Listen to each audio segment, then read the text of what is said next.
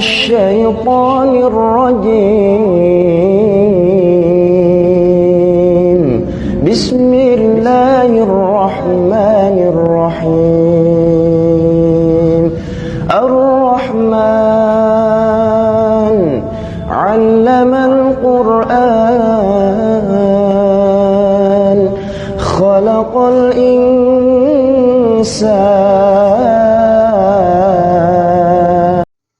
السلام علیکم. آج کا ہمارا موضوع ہے توبہ اور دعا.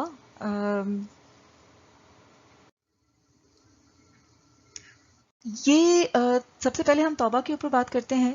جو آج کل کے جو حالات چل رہے ہیں کووڈ-19 کو لے کے، اس کے لیے توبہ کی بہت زیادہ اہمیت ہے، اور خاص طور سے جو مہینہ ہے ماہ رمضان کا، اس کے اندر دعا اور توبہ اور اللہ تعالیٰ سے استغفار طلب کرنا، اللہ تعالیٰ سے توبہ مانگنا بہت زیادہ ضروری ہے. اس میں چھوٹا سا جو ہمارا مسلمانوں کے ذہن میں جو توبہ کا جو کانسیپٹ ہے وہ یہ ہے کہ ہم اللہ تعالیٰ سے توبہ مانگتے رہنا چاہیے، ہمیں اللہ تعالیٰ سے استغفار مانگتے رہنا چاہیے، اور یا تو مصلی پہ بیٹھ کے یا دل سے یا اپنی زبان سے ہم کچھ الفاظ کہہ کے اللہ تعالیٰ سے توبہ کے طلبگار ہوتے ہیں. اور ہمیں یہ بھی نہیں پتا ہوتا کہ ہمارا قصور کیا ہے. اس کو تھوڑا سا السٹریٹ کرنے کے لیے میں آپ کو ایک ایگزامپل دیتی ہوں کہ مسٹر اے جو ہیں وہ مسٹر بی کے پاس جاتے ہیں اور ان سے یہ کہتے ہیں کہ مجھے آپ معاف کر دیں. تو مسٹر بی اسے پوچھتے ہیں کہ آپ کس بات کی مجھ سے معافی مانگ رہے ہیں. تو مسٹر اے یہ کہتے ہیں کہ میں اس پہ بات نہیں کرنا چاہتا، لیکن آپ بس مجھ کو معاف کر دیں، میں آپ سے اپنی غلطیوں کی معافی مانگ رہا ہوں، بس آپ مجھ کو معاف کر دیں.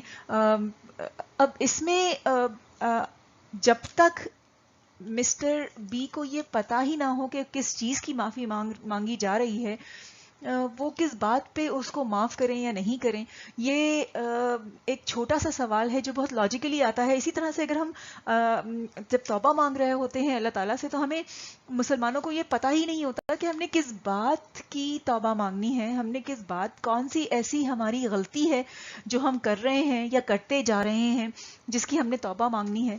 تو اگر آپ قرآن میں دیکھیں تو قرآن میں توبہ کا ایک بہت ڈیفائن پروسیجر ہے. توبہ بیسکلی روٹ ورڈ ہے، توب سے نکلا ہے، جس کا بیسک مطلب یہ ہے کہ جیسے آپ یو ٹرن لے لیں. اب جب بھی آپ کہیں کسی راستے پہ جا رہے ہیں، اگر آپ نے یو ٹرن لینا ہے تو اس کے 3 امپورٹنٹ سٹیپس ہیں. جو سب سے پہلا سٹیپ ہے وہ یہ ہے کہ آپ جو غلط راستہ ہے وہ آپ چھوڑ دیں. اس کے لیے اس بات کی نشاندہی کرنا کہ یہ غلط ہے یا یہ غلط کام میں کر رہی ہوں، یہ سب سے زیادہ ضروری ہے. سب سے پہلا سٹیپ یہ ہے کہ اس غلط کام کو چھوڑ دیا جائے. دوسرا سٹیپ یہ ہے کہ اس کا جو بھی اس کا کفارہ ہے وہ ادا کیا جائے. جو بھی اس غلط کام کی وجہ سے جو بھی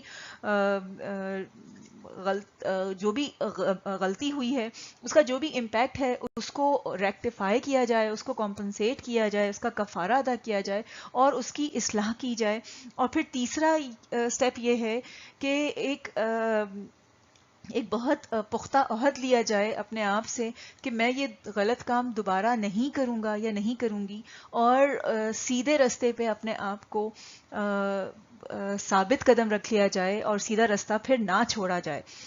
اسی طرح سے اگر آپ کسی کام کی بات کرتے ہیں تو توبہ کا ان بیسک جو مطلب ہے، اس میں 3 امپورٹنٹ سٹیپ ہیں. سب سے پہلے یہ کہ یہ آئیڈینٹیفائی کیا جائے کہ کیا غلط کام کیا جا رہا تھا، اور پھر اس غلط کام کو کرنے کو آپ چھوڑ دیں کمپلیٹلی. اس کا میں ایک ایگزامپل یہ لے سکتی ہوں کہ مثال کے طور پہ کوئی شخص آپ کے ساتھ کام کر رہا ہے، آپ کا کسی بھی اس میں آپ کا ملازم ہے، اور جو بھی اس کا حق ہے، جو بھی اس کا ڈیو رائٹ ہے وہ آپ اس کو نہیں دے رہے ہیں، اس کی تنخواہ میں کمی بیشی کر کے اس کو دیا جا رہا ہے. تو سب سے پہلے یہ آئیڈینٹیفائی کرنا کہ آپ یہ غلط کام کر رہے ہیں، یہ پہلا سٹیپ ہے کہ میں یہ غلط کام کر رہی ہوں، مجھے یہ کام نہیں کرنا چاہیے. تو اگلے مہینے سے جو بھی اس کا ڈیو رائٹ ہے، جو بھی اس کا حق ہے، وہ آپ اس کو دینا شروع کر دیں. یہ سب سے پہلا سٹیپ ہے. وہ اس کا ڈیو رائٹ جو آپ اس کی حق تلفی کر رہے تھے وہ آپ کرنا ختم کر دیں. دوسرا یہ ہے کہ اب تک جتنے بھی عرصے اس نے آپ کے ساتھ کام کیا ہے اس کا آپ کفارہ ادا کریں, اس کا وہ ڈیو رائٹ اس کو دیں. جو بھی آپ نے کمی بیشی کی ہے اس کمی بیشی کو پورا کر کے اس کا جو بھی حق بنتا ہے وہ آپ اس کو دینا شروع کر دیں. تو بیسکلی سیکنڈ سٹیپ پہ آپ کفارہ ادا کر رہے ہیں. جو بھی آپ کی غلط اقدام کی وجہ سے جو بھی اس کا امپیکٹ ہوا ہے اس امپیکٹ کو آپ صحیح کر رہے ہیں. اور پھر تیسرے سٹیپ میں اب اینڈ آنورڈ آپ یہ فرم کمٹمنٹ کرتے ہیں, ایک بہت پختہ عہد کرتے ہیں کہ یہ دوبارہ نہیں کریں گے, اور اس کا ڈیو رائٹ اس کو اب آپ دینا شروع کریں اور آئندہ سے کبھی یہ کام نہیں کریں. تو جو تیسرا سٹیپ ہے اس میں بہت ضروری ہے کہ جو بھی غلط کام سے آپ صحیح راستے کی طرف آئے ہیں وہ صحیح راستے پہ رہنا, جس کا مطلب یہ ہے کہ آپ ری فوکس کریں, اپنے ایمان کو دوبارہ سے پختہ کریں اور عمل صالحات کی طرف آپ دوبارہ توجہ دے دیں, اپنی پوری کی پورا زور اس پہ لگا. اس کو قرآن میں بہت خوبصورتی سے اس آیت میں اللہ تعالیٰ نے بیان کیا ہے, جس میں اللہ تعالیٰ کہتا ہے کہ ہر جس نے اپنے ظلم کے بعد توبہ کی اور اصلاح کر لی تو اللہ اس کی توبہ قبول کرے گا, بے شک اللہ بخشنے والا مہربان ہے. اصلاح کا ورڈ قرآن میں بہت ڈفرینٹ معنوں میں آیا ہے. اس کا روٹ ورڈ صلاح ہے, جس کا بنیادی مقصد مطلب یہ ہے کہ کسی خرابی, کسی نقص یا کسی کمی کو دور کر دینا. بیسکلی وہ تمام کام کرنا جس سے جو نقص ہے یا جو خرابی ہے یا جو کمی ہے, جو بھی مسٹیکس ہیں ان کا آپ ریکٹیفائی کر دیں, ان کی اصلاح کر دیں, اس کو دور کر دیں. پھر اس کا مطلب قرآن میں فساد کے مترادف بھی آیا ہے. فساد قرآن میں آیا ہے فساد برپا کرنے کے معنوں میں قوانین اور لا اینڈ آرڈر سچویشن کو خراب کرنے کے معنی میں, جو بھی امن و امان ہے اس کو خراب کرنے کے معنوں میں آیا ہے, کسی کے بھی توازن کو بگاڑنے کے معنوں میں آیا ہے فساد کا لفظ. تو فساد کے مترادف کے معنوں میں اصلاح کا مطلب بیسکلی یہ ہے کہ کسی چیز کو اس حالت میں کر دینا جس میں اس کو ہونا چاہیے تھا, اس کو ٹھیک اسی حالت میں کر دینا, مناسب کر دینا, اس کو درست یا ٹھیک کر دینا, اور اس کا ترتیب اور توازن اس کو دوبارہ صحیح حالت میں واپس کر دینا, یعنی اس کو با ترتیب اور متوازن کر دینا. یعنی کسی بھی چیز کو ہر لحاظ سے مناسب, درست, صحت یاب اور تمام نقص سے پاک کر دینا. یہاں پہ صرف فزیکل صحت یابی یا فزیکل توازن کی بات نہیں ہو رہی ہے, ہر ایسپیکٹ سے ریلیٹڈ آپ کی شخصیت میں کسی بھی اس میں کوئی نقص ہو, کوئی کمی ہو, اس کو دور کر کے اس کو متوازن حالت میں کر دینا. پھر عمل صالحات کے معنوں میں بھی آیا ہے قرآن میں, جس کا مطلب یہ ہے کہ دین اسلام یا وہ قوانین خداوندی جو اللہ تعالیٰ نے ہم کو دیے ہیں ان کے مطابق اعمال کو کرنا. اس کو صالحہ یا صلاح کے طور پہ, عمل صالحات کے طور پہ اللہ تعالیٰ نے استعمال کیا ہے. تو یہاں پہ اللہ تعالیٰ نے صلاح کا یہ تمام مطلب لیے ہیں کہ توبہ کب قبول ہوگی, جب انسان اپنے ظلم کی توبہ کر دے, یعنی یو ٹرن لے لے, اور پھر جو بھی اس کے اقدامات کی وجہ سے ڈیمیج ہوا تھا اس کو پورا کرے, اس کو دوبارہ اسی حالت میں کر دے جو اس کے اقدام سے پہلے تھی اس کی حالت, اس کو دوبارہ سے درست ٹھیک کر دے, اس کو متوازن اور باترتیب کر دے, اور اپنی شخصیت کی تمام ایسپیکٹ میں ان کی کمی کو, خامی کو, نقص کو دور کر دینا اور اللہ تعالیٰ کے قوانین کے حساب سے اعمال کرنا. یہ تمام معنوں میں استعمال ہوا ہے اس آیت میں. اسی چیز کو اللہ تعالیٰ نے یہاں پہ بہت خوبصورتی سے بیان کیا ہے کہ مگر وہ لوگ جنہوں نے توبہ کی اور اصلاح کر لی, اگین وہی والی بات ہوئی ہے. اور جو لفظ یہاں پہ استعمال ہوا ہے اس کو نارملی لوگ ٹرانسلیٹ کر دیتے ہیں ظاہر کر دینے کے طور پہ. جو لفظ ہے وہ بین ہے, جس کا روٹ ورڈ بین ہے بیسکلی. یہ اگین ڈفرینٹ معنوں میں آیا ہے, لیکن اس کا جو بنیادی مطلب ہے وہ یہ ہے کہ فصل کی کٹنے کے بعد گھن کو گیہوں سے جب الگ الگ کیا جاتا ہے اس پروسیس کو بیین کہتے ہیں. تو بیسکلی گھن کیا ہے؟ وہ کیڑا ہے جو گیہوں کے ساتھ ملا ہوا ہوتا ہے. گھن کو گیہوں سے الگ الگ کرنے کا مطلب یہ ہے کہ جو چیز مضر ہے اس کو الگ کر دینا، جو مفاد میں ہے اس کو الگ کر دینا مضر چیز سے، جو چیز حق کی ہے اس کو باطل سے الگ کر دینا، راہ حق کو راہ باطل سے الگ کر دینا، مومن کو کافر سے الگ کر دینا، اپنے برتاؤ میں ایک واضح تبدیلی لے کے آنا، اس کو بیان کے معنوں میں استعمال ہوا ہے. پھر بیان کے روٹ ورڈ کے طور پہ بیان کا مطلب یہ ہے کہ کسی چیز کو اس طرح سے بیان کرنا کہ اس چیز کا کھل کے سامنے آ جانا، اس چیز کا ظاہر ہو جانا، نمودار ہو جانا، یعنی کسی چیز کو ظاہر کر دینا، نمایاں کر دینا. بیسکلی حقیقت کو ظاہر کرنے کے معنوں میں ہے، صاف صاف حق کو ظاہر کر دینا یا نمایاں کر دینے کے معنوں میں ہے. تو یہاں پہ جو اللہ نے لفظ استعمال کیا ہے توبہ کے پروسیس میں، سب سے پہلے تو اصلاح کا لفظ استعمال کیا ہے. پھر بیان کا مطلب یہ ہے کہ آپ کے برتاؤ میں ایک واضح تبدیلی آنی چاہیے، وہ تبدیلی آنی چاہیے جس سے ظاہر ہو جائے جو حقیقت ہے، جو حق ہے وہ ظاہر ہو جائے، جو آپ کا جو بھی حقیقت ہے وہ نمایاں ہو جائے. پھر آپ کے برتاؤ میں واضح تبدیلی اس طرح سے آنی چاہیے کہ صاف صاف الگ ہو جائے آپ کا بیہیویئر جو پہلے تھا، جو برتاؤ پہلے تھا وہ باطل والا تھا، اب ایک حق والا برتاؤ صاف صاف نظر آنا چاہیے، نمایاں ہونا چاہیے، ڈسٹنکٹلی کلیئر ہو جانا چاہیے. تبھی اللہ تعالیٰ کہتا ہے کہ میں ان کی توبہ قبول کرتا ہوں اور میں بڑا توبہ قبول کرنے والا، نہایت رحم کرنے والا ہوں. کن صورتوں میں توبہ قبول نہیں ہوتی ہے؟ اللہ تعالیٰ کہتا ہے کہ ان لوگوں کی توبہ قبول نہیں ہے جو برے کام کرتے رہتے ہیں یہاں تک کہ جب ان میں سے کسی کی موت کا وقت آ جاتا ہے اس وقت وہ کہتا ہے کہ اب میں توبہ کرتا ہوں. اس طرح ان لوگوں کی توبہ قبول نہیں ہے. جو کفر کی حالت میں مرتے ہیں ان کے لیے ہم نے دردناک عذاب تیار کیا ہے. تو ایسے لوگ جو توبہ بھی کرتے رہیں اور ساتھ ساتھ واپس بھی اپنے وہی برے اعمال کرتے رہیں، اللہ تعالیٰ ان کی توبہ قبول نہیں کرتا، بیکاز اس طرح کے لوگ اس وقت کو پہنچ جاتے ہیں جہاں پہ وہ برے اعمال کرتے کرتے، توبہ کرتے کرتے بستر مرگ پہ ہوتے ہیں، اور موت کے وقت وہ دوبارہ توبہ کرنے کی کوشش کرتے ہیں. اللہ تعالیٰ کہتا ہے کہ میں لوگوں کی توبہ قبول نہیں کرتا. اور بیسکلی اللہ تعالیٰ یہ کہتا ہے کہ اگر تم پھر سے وہی کرو گے، اگر تم پلٹ جاؤ گے تو میں بھی پلٹ جاؤں گا. جس کا مطلب یہ ہے کہ اگر تم پہلے راہ باطل پہ چل رہے تھے، اب تم راہ حق پہ چل رہے ہو، اگر تم پلٹ کے وہی سب کچھ دوبارہ سے کرو گے تو میں بھی پلٹ جاؤں گا، جبکہ میں قریب ہوں تم پہ رحم کرنے کے، تمہاری توبہ قبول کرنے کے. لیکن اس کے لیے شرط یہ ہے کہ جب تم ایک مرتبہ توبہ کر لو تو پھر تم راہ حق پہ ہی قائم رہو. بار بار برے اعمال کرنا اور پھر بار بار توبہ کرنا اس امید پہ کہ اللہ تعالیٰ بخشنے والا، نہایت مہربان رحم والا ہے.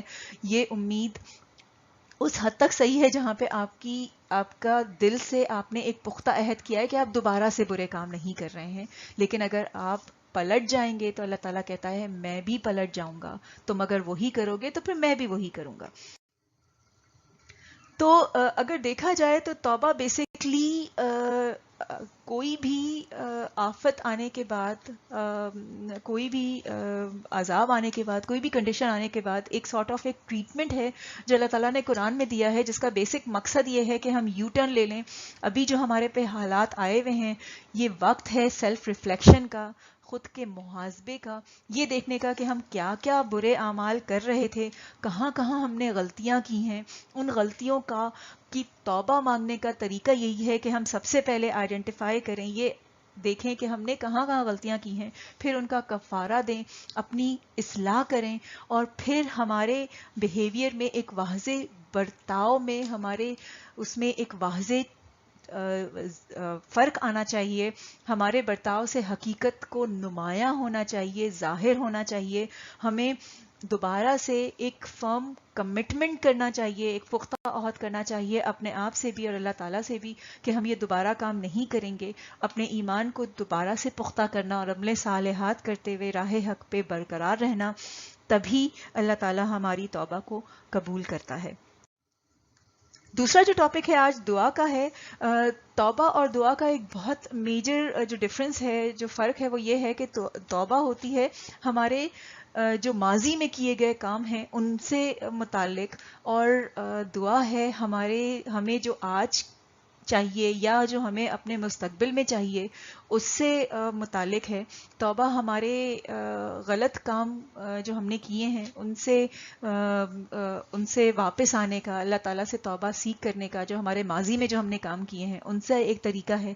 جبکہ دعا ہماری وہ خواہشات ہیں، ہمارے وہ چیزیں ہیں جو ہمیں چاہیے ہمارے کرنٹ، ہمارے آج کے حالات کے لیے یا ہمارے مستقبل کے لیے.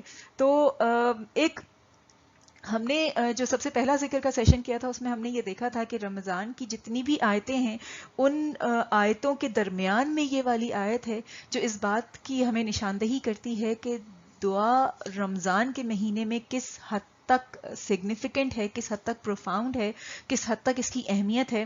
کیونکہ اللہ تعالیٰ کہتا ہے کہ جب آپ سے میرے بندے میرے متعلق سوال کریں تو میں نزدیک ہوں، جس کا مطلب ہے کہ ماہ رمضان میں اللہ تعالیٰ اور بھی نزدیک ہے، اور ماہ رمضان کے اندر دعا کی اہمیت کہیں زیادہ بڑھ کے ہے. دعا کرنے والے کی میں دعا قبول کرتا ہوں جب وہ مجھے پکارتا ہے، پھر چاہیے کہ وہ میرا حکم مانے اور ایمان لائے. تو اس آیت میں 3 ضروری باتیں ہمیں پتہ چلی ہیں. سب سے پہلی ضروری بات یہ ہے کہ ماہ رمضان میں اللہ تعالیٰ ہم سے اور زیادہ قریب ہے. ماہ رمضان میں دعا کی اہمیت بہت زیادہ ہے، بہت بڑھ کے ہے. دوسری بات یہ ہے کہ دعا کی قبولیت اللہ تعالیٰ تب کرتے ہیں جس کی 2 کرائیٹیریا ہیں. سب سے پہلا کرائیٹیریا یہ ہے کہ وہ میرا حکم مانے، اور حکم کون سے ہیں؟ وہ خداوند تعالیٰ کی طرف سے عطا کردہ وہ تمام قوانین ہیں جو دین اسلام کی صورت میں ہم کو ملے ہیں، ان پہ عمل کرنا. اللہ تعالیٰ کہتا ہے کہ یہ پہلا کرائیٹیریا ہے، اور دوسرا کہ ایمان لائے، ہمارے ایمان کو پختہ ہونا چاہیے. ان 2 کرائیٹیریا کی بیس پہ اللہ تعالیٰ کہتا ہے کہ میں اپنے دعا کرنے والے کی دعا قبول کرتا ہوں. دعا کا طریقہ جو ایک جنرلی مسلمانوں میں جو سمجھا جاتا ہے وہ یہ سمجھا جاتا ہے کہ ہم مصلے پہ بیٹھ کے دعا مانگیں گے، تہہ دل سے دعا مانگیں گے تو اللہ تعالیٰ اس دعا کو قبول کر لے گا. یہ کانسیپٹ قرآن سے نہیں ملتا ہمیں. قرآن اس کانسیپٹ کو فردر نہیں کرتا. قرآن کے اندر اللہ تعالیٰ نے پورا ایک پروسیس بتایا ہے. اللہ تعالیٰ کہتا ہے کہ اس کے لیے دعا حق کی ہے، یعنی اللہ تعالیٰ کی طرف دعا یا حق کی دعا صرف اور صرف اللہ کی طرف ہے. حق کہتے ہیں باطل کے مترادف ایسی تمام باطل کہتے ہیں ایسی تمام تخریبی کارروائیوں کو جن کا بنیادی مقصد رنج و غم، تباہی و بربادی اور انسانی صلاحیتوں کو تباہ کرنا ہو. تو باطل کے مترادف حق کا مطلب ایسی تمام تعمیراتی قوتیں ہیں جن کا مقصد باطل کو ختم کرنا ہو، باطل کے خلاف شیلڈ ہو، ڈھال ہو، جن کا مقصد انسانی صلاحیتوں کا بھرپور استعمال ہو، ایک امن و امان قائم کرنا ہو. تو اللہ تعالیٰ کہتا ہے یہاں پہ کہ اس کے لیے دعا حق کی ہے، یعنی صرف حق کی دعا اللہ تعالیٰ تک پہنچتی ہے، یا صرف اور صرف حق کی دعا ہی ہے جو صرف اللہ سے ہمیں کرنی چاہیے. کیونکہ اللہ تعالیٰ آگے کہتا ہے کہ وہ لوگ جو اس کے سوا کسی اور کو پکارتے ہیں وہ انہیں کسی چیز کا جواب بھی نہیں دے سکتا. ان کی مثال تو صرف اس شخص جیسی ہے جو اپنی دونوں ہتھیلیاں پانی کی طرف پھیلائے ہوئے ہے کہ پانی اس کے منہ تک پہنچ جائے، لیکن وہ اس تک پہنچنے والا نہیں ہے. اور کافروں کی دعائیں بھی کچھ نہیں ہیں مگر ایک تیر بے ہدف. تو بیسکلی یہ ان لوگوں کی بات ہو رہی ہے جو اللہ کے علاوہ کسی اور سے مدد مانگتے ہیں. اللہ تعالیٰ ان کی دعا کی مثال اس طرح سے دیتا ہے کہ ایسے لوگ جو اللہ کے علاوہ کسی اور سے دعا مانگتے ہیں ان کی مثال ایسی ہے کہ وہ ہاتھ بڑھا کے پانی پینا چاہ رہے ہیں اور ان کا ہاتھ پانی تک نہیں پہنچتا، جس کا مطلب یہ ہے کہ ان کی تمام کاوشیں، ان کی تمام کوششیں رائگاں چلی جاتی ہیں کیونکہ وہ اللہ کے علاوہ کسی اور کی طرف مدد مانگتے ہیں. اور پھر اللہ تعالیٰ کہتا ہے کہ کافروں کی دعائیں کچھ نہیں ہیں سوائے ایسی جو کہ تیرے بے ہدف ہے، جو کہ رائیگاں چلی جاتی ہے. اس میں کفر کو میں تھوڑا سا وضاحت کرنا چاہوں گی. کفر کا بیسک مطلب ہوتا ہے کسی چیز کو چھپانے یا ڈھانپنے کے. اسی لیے رات کو کافر کہا جاتا ہے کیونکہ وہ اپنی تاریکی سے تمام چیزوں پر پردہ ڈال دیتی ہے. اسی طرح سے سیاہ بادل کو بھی کافر کہا جاتا ہے. ایک کسان کو بھی کافر کہا جاتا ہے کیونکہ وہ بیج کو مٹی میں چھپا دیتا ہے. مومن کے مقابلے میں کافر کا مطلب یہ ہے کہ جو حق پہ پردہ ڈال دے، جو اسے چھپا دے، جو خدا کے ابدی حقائق کو پوشیدہ رکھے اور ان کو کسی اور کے سامنے نہ آنے دے، جو بیسکلی اپنی یا دوسروں کی صلاحیتوں کو اس طرح سے چھپائے کہ ان کا نہ استعمال ہو سکے، نہ ان کی نشو و نما ہو سکے. اور کفران استعمال ہوتا ہے مشکور کے مقابلے میں بھی، جس کا مطلب کفران نعمت ہے، جس کا مطلب یہ ہے کہ نعمتوں کو اس طرح سے چھپا لینا یا نعمتوں کو اس طرح سے کا انکار کرنا کہ وہ نوع انسان کی بھلائی کے لیے استعمال نہ ہو سکیں، اس کو بھی اللہ نے کفر کے مطلب میں لیا ہے. تو اگر ہم اس آیت میں دیکھیں تو کفر کے یہ تمام معنی ہیں کہ جو مومن کے خلاف ہے، حق کو جو چھپاتا ہے، جو ایمان نہیں لایا ہے، جو اپنی یا کسی اور کی صلاحیتوں کو اس طرح سے چھپائے یا ان کو نشوونما نہ ہونے دے، یا جو اللہ کی نعمتوں کو اس طرح سے چھپائے کہ وہ بھلائی انسانیت کی فلاح و بہبود کے کام نہ آ سکیں، ان تمام کو اللہ تعالیٰ نے کفر کے مد میں ڈالا ہے. تو اللہ تعالیٰ یہی کہتا ہے کہ کفر کی جتنی بھی کاوشیں ہیں، یہ جتنی بھی دعائیں ہیں، وہ کسی کام نہیں آتی، وہ رائیگاں چلی جاتی ہیں، وہ ضائع ہو جاتی ہیں. پھر یہاں پہ اللہ تعالیٰ نے دو اور کرائیٹیریا دیا ہے. ایک دیا ہے کہ وہ جو ایمان لایا اور جو مومن ہے، تو اللہ تعالیٰ اسی کی دعا قبول کرتا ہے. جو کوئی اچھے کام کرے اور وہ مومن ہے تو اس کی کوششیں رائیگاں نہیں جاتی، بے شک ہم اس کے لکھنے والے ہیں. جو لفظ یہاں پہ کوشش کے لیے استعمال ہوا ہے وہ ہوا ہے سعی کا لفظ.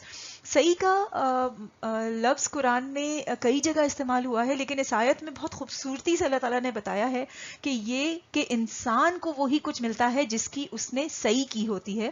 یہاں پہ دو چیزیں امپورٹنٹ ہیں. ایک یہ کہ یہاں پہ جو لفظ ہے وہ انسان ہے، یہاں پہ لفظ مومن کا نہیں ہے، یہاں پہ لفظ مسلمان کا نہیں ہے. انسان کی بات ہو رہی ہے کہ ہر اس انسان کو وہی کچھ ملتا ہے جس کی وہ کوشش کرتا ہے. صحیح کا مطلب صرف کوشش کرنا نہیں ہے. صحیح کا مطلب جو ہے وہ یہ ہے کہ اگر آپ نے کسی چیز کا ارادہ کیا ہے تو آپ اس کے بارے میں پیشنیٹ ہوتے ہیں، آپ اپنی پوری صلاحیتوں سے، پورے وسائل سے اس چیز کو حاصل کرنے کی کوشش کرتے ہیں، اس پختہ یقین پہ کہ آپ کی کوششوں کا جواب صرف اور صرف اللہ اور اس کے قوانین دیں گے. اور صرف اللہ کے اوپر پورے اعتماد کے ساتھ، اپنی کوششوں پہ، اپنی صلاحیتوں پہ پورے اعتماد کے ساتھ جب آپ کوششیں کرتے ہیں تو پوری کی پوری کائنات آپ کی ان کوششوں کے جواب میں آپ کو جو چاہیے اس کے حصول کے لیے آپ کی مدد کرتی ہے. یہ ہے صحیح کا معنی. اور یہ لا آف دا یونیورس کے نام سے کئی ساری کتابیں ہیں جس نے اس لا کو ایکسپلین کیا ہے، اس لا کو وضاحت کی ہے. قرآن نے اس پورے لا کو ایک ہی لفظ کے اندر، صحیح کے اندر اس کو ایکسپلین کیا ہے. تو صحیح کا جو کانسیپٹ ہے اس کو میں تھوڑا سا اور ایکسپلین کرنا چاہوں گی رسول کی ایگزامپل لے کے، حضرت یونس علیہ السلام کی ایگزامپل لے کے، کی مثال لے کے. ہم سب کو معلوم ہے کہ ان کو مچھلی نے لقمہ بنا دیا تھا، اور اللہ تعالیٰ یہاں پہ یہ کہتے ہیں کہ بس اگر یہ بات نہ ہوتی کہ وہ مسبحین والوں میں سے ہوتا. اب جو لفظ یہاں پہ مسبحین ہے جس کا روٹ ورڈ سبا کا ہے، اس کے دو مطلب ہیں. ایک مطلب یہ ہے کہ اللہ تعالیٰ کی بڑائی بیان کرنا، اللہ تعالیٰ کی حمد و ثنا کرنا، اور دوسرا اس کا مطلب یہ ہے کہ اپنے تیرنے کے معنوں میں آیا ہے کہ اپنے ہاتھ یا پاؤں سے بہت تیزی کے ساتھ حرکت میں لانا، چاہے پانی میں ہو چاہے ہوا میں ہو، بیسیکلی جدوجہد کے معنوں میں ہے، کوشش کے معنوں میں ہے، اپنی پوری توانائی سے کوشش کے معنوں میں استعمال ہوا ہے لفظ. تو اللہ تعالیٰ یہ کہتا ہے کہ اگر حضرت یونس علیہ السلام مچھلی کے پیٹ سے نکلنے کے لیے اپنی پوری توانائی، اپنی پوری صلاحیتوں کے ساتھ کوشش کر کے جدوجہد کر کے مچھلی کے پیٹ سے نہیں نکلتے، تو وہ اس کے پیٹ میں اس دن تک رہتے جب تک کہ لوگ اٹھائے نہیں جاتے. تو ہمیں یہ چیز ذہن میں رکھنی ہوگی کہ یہاں پہ اللہ تعالیٰ ایک رسول کی بات کر رہے ہیں، تو وہ تمام کرائیٹیریا جو ہم اب تک ڈسکس کر چکے ہیں کہ وہ ایمان والا ہو، تو رسول کی بات ہو رہی ہے، ایک پیغمبر کی بات ہو رہی ہے. ظاہر سی بات ہے ایمان کی وہ لیول ہوگا جو ہم میں سے کسی کا بھی نہیں ہے.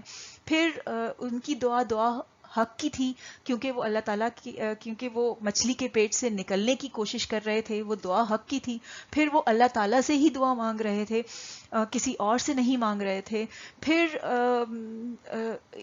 اللہ تعالیٰ ایک رسول کے لیے کہہ رہے ہیں کہ یہ تمام چیزیں ہونے کے باوجود اگر وہ صحیح نہیں کرتا، اگر وہ اپنی پوری جان سے، پوری توانائی سے کوشش کر کے مچھلی کے پیٹ سے باہر نہیں نکلتا، تو ہم اس کو آخرت کے دن اسی حالت میں مچھلی کے پیٹ سے نکال رہے ہوتے، یعنی وہ پھر وہیں پر ہی سٹک ہو جاتا. تو ہم جو ایک نارمل مسلمان ہیں، ہم یہ کیسے امید کر سکتے ہیں کہ ہم مصلی پہ بیٹھ کے اللہ تعالیٰ سے دعائیں مانگیں گے اور بغیر کچھ کوشش کیے ہوئے، بغیر کچھ صحیح کیے ہوئے ہم یہ ایکسپیکٹ کریں گے کہ اللہ تعالیٰ ہماری دعائیں پوری کر لے گا. جب اللہ تعالیٰ اپنے ایک پیغمبر کے لیے، اپنے ایک رسول کے لیے یہ بات کہہ رہا ہے، تو ہمارا یہ کانسیپٹ بالکل ہی قرآن کی ٹیچنگ کے باہر ہے کہ ہم صرف زبان سے دعا مانگ کے اللہ تعالیٰ سے ایکسپیکٹ کریں گے کہ وہ ہماری دعائیں پوری کر دے. اس کی ایک بیسک شرط ہے جو کہ صحیح کی ہے، اور وہ صرف مسلمانوں کے لیے نہیں ہے، صحیح تمام انسانوں کے لیے ہے کہ جو بھی انسان صحیح کرے گا اس کو وہی ملے گا، جس کے لیے بھی وہ صحیح کرے گا اس کو وہی ملے گا. تو چاہے وہ مسلمان ہو چاہے وہ نان مسلم ہو، اس کو اس کے کیے کا، اس کی کوشش کا، اس کی جدوجہد کا صلہ ملے گا. تو اگر ہم دیکھیں قرآن کے حساب سے دعا کو قبول ہونے کا طریقہ کیا ہے کہ وہ مومن کی دعا ہونی چاہیے جس کا ایمان پختہ ہو. پھر اللہ سے صرف دعا مانگنی چاہیے. کسی اور سے دعا مانگنے کا مطلب یہ ہے کہ ہم خدا نخواستہ شرک میں مبتلا ہو رہے ہیں. کسی اور سے مدد مانگنے کے بجائے صرف اور صرف اللہ سے دعا مانگنی چاہیے.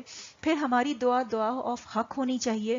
پھر ہمارے اعمال عمل صالحات ہونی چاہیے. اور پھر ہماری طرف سے پوری صحیح ہونی چاہیے، جس کا مطلب یہ ہے کہ ہم اگر کوئی چیز حاصل کرنا چاہ رہے ہیں تو اس کے لیے ایک اپنے آپ سے ایک پختہ ارادہ کرنا کہ میں نے یہ چیز حاصل کرنی ہے، اس کو اپنی زندگی کا مقصد بنانا.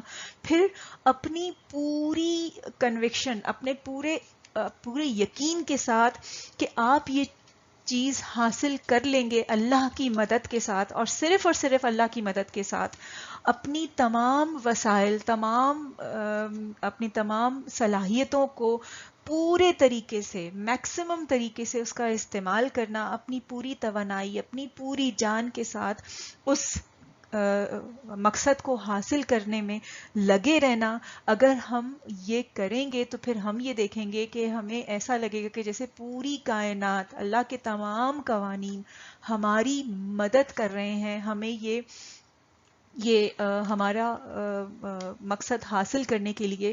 اور اس طرح سے اللہ تعالی ہماری دعائیں قبول کرتا ہے. دعا کی قبولیت کا یہی طریقہ ہے جو قرآن نے ہمیں بتایا ہے. بہت بہت شکریہ اس ویڈیو کو سننے کا. جزاک اللہ خیر. اگلے ہفتے کے لیے ہمارا ٹاپک ہے صدقہ اور زکوٰۃ. اگلے ہفتے تک کے لیے اپنا خیال رکھیے گا. فی امان اللہ. جزاک اللہ خیر. اللہ حافظ. الحمد لله الذي هدانا لهذا وما كنا لنهتدي لولا أن هدانا الله لقد جاءت رسل ربنا بالحق